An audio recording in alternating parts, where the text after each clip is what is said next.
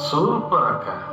నాకు తెలిసి ఇప్పటి వరకు ఈ విధంగా అది ఆగస్టు 15న 50 ఇళ్లలో 7 కోట్ల విలువ చేసే డబ్బు నగలు కొట్టేసి ఎంతవరకు పోలీసులకి దొరికిపోకుండా జాలీగా తిరుగుతున్నాను చూసావా?